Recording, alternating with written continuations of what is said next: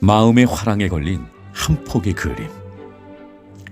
사람마다 마음의 화랑에 하나의 그림이 걸려 있습니다. 여러분의 마음에는 어떤 그림이 그려져 있습니까?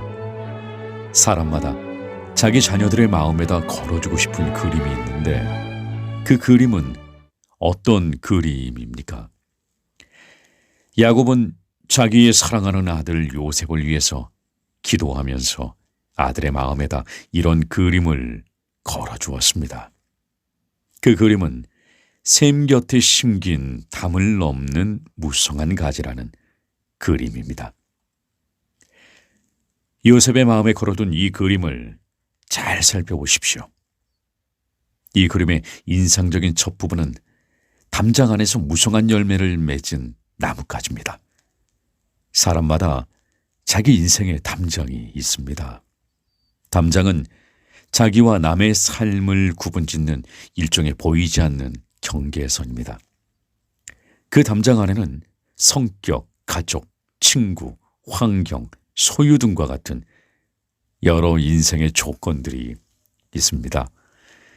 이것들로 우리는 모두 자기만의 독특한 삶을 이루어갑니다.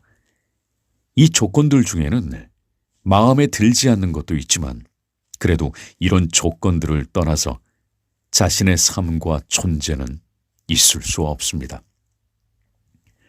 그런 의미에서 우리는 모두 자기의 담장 안에서 한 그루의 나무를 키우면서 살고 있는 존재들이라고 할 수 있습니다. 그런데 어떤 나무는 담장 안이 나쁜 조건임에도 좋은 나무로 자라고, 어떤 나무는 담장 안이 좋은 조건을 가졌음에도 불구하고 나쁜 나무로 자라는 경우가 있습니다. 사람들은 담장 안에 무엇이 있느냐를 중시하면서 소유나 직이나 재물 같은 담장 안의 여러 조건들을 비교하면서 인생의 성공 여부를 측정합니다. 하지만 중요한 것은 담장 안에 있는 여러 조건들보다 그 안에서 어떤 열매를 맺었느냐 하는 것입니다. 주님은 꽃이나 잎사귀를 찾지 않으시고 열매를 찾으시고 그 열매로 우리를 평가하시겠다고 말씀하셨습니다. 요셉의 인생 담장안을 들여다보십시오. 그 안에 좋은 조건이라는 것을 제대로 찾아보기가 어렵습니다. 견디기 힘든 고통스러운 조건들이 매우 많았습니다. 하지만 그는 담장 안에 있는 자신의 조건들을 탓하지 않고 도리어 그 모든 고통의 조건들을 인생 나무를 키우는 걸음으로 삼았습니다. 그리고 마침내 무성한 열매를 맺었습니다. 그의 인생 나무에 맺힌 열매는 총리라고 하는 열매도 있었습니다. 하지만 그보다 더 귀중한 열매는 인생의 역경과 고통의 긴 과정을 통해 깊이 맛이 든 성숙의 열매들이었습니다. 그는 담장 안의 모든 조건을 다 사용해서 열매를 맺었습니다. 심지어 고통이란 조건까지도 낭비하지 않았습니다. 혹시 당신은 인생의 담장 안에 있는 여러 조건들을 탓하며 시간을 보내고 있는 것은 아닙니까? 고통마저도 탐스러운 열매를 맺는데 기묘하게 사용될 수 있는 재료임을 모르고 있지는 않습니까? 만약 당신이 인생의 담장 안에 있는 모든 것을 가지고 깊은 맛이 나는 탐스러운 열매를 맺을 수 있다면 하나님은 당신을 복되다고 선언하실 것입니다. 왜냐하면 하나님은 담장 안의 조건들이 아니라 그 안에서 맺힌 열매를 귀하게 보시기 때문입니다. 이제 이 그림을 좀 더 자세히 들여다보십시오.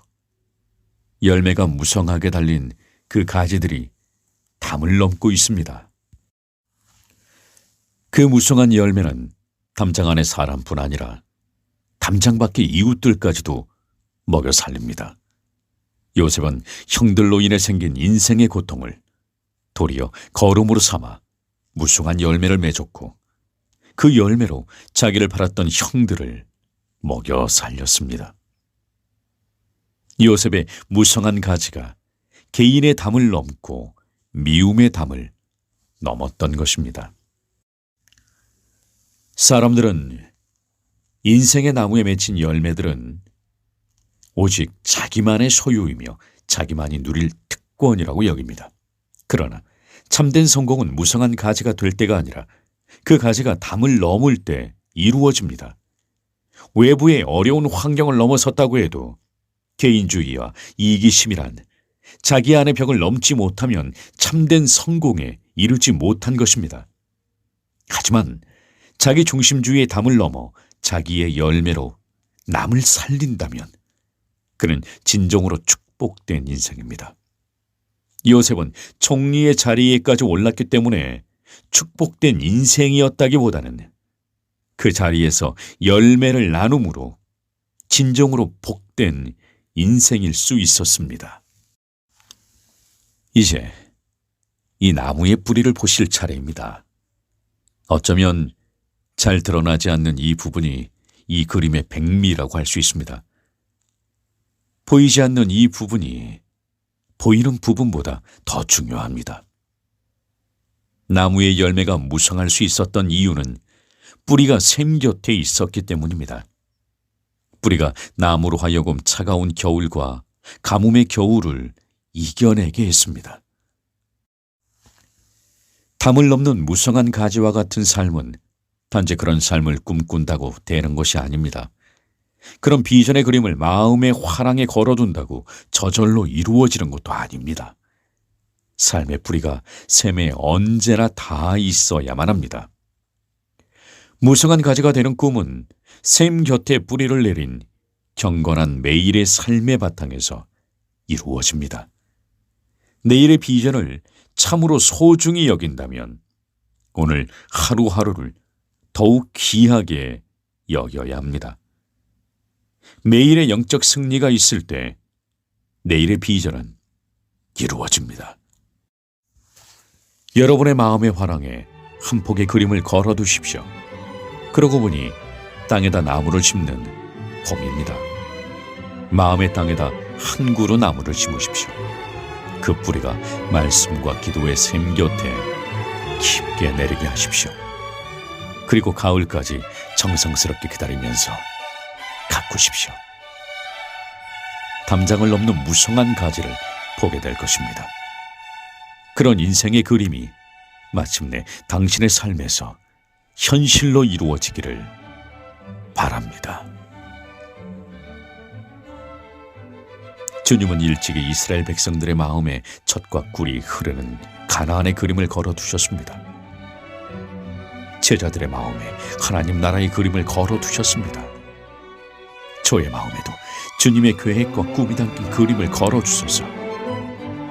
이스라엘 백성들이 하나님 걸어두신 그 그림 속에 담긴 찬란한 미래를 모르고 또 그 안에 담긴 주님의 뜻과 계획을 잊었던 것과 같은 잘못을 저는 범하지 않도록 해주옵소서. 저의 마음에 주님이 걸어두신 소중한 그림을 보게 하소서. 그리고 그 꿈을 이루게 하소서. 그리고 사랑하는 자녀들의 마음에도 내 욕심이 담긴 그림이 아니라 하나님의 마음과 계획이 담긴 그림을 걸어두게 해주소서. 아멘.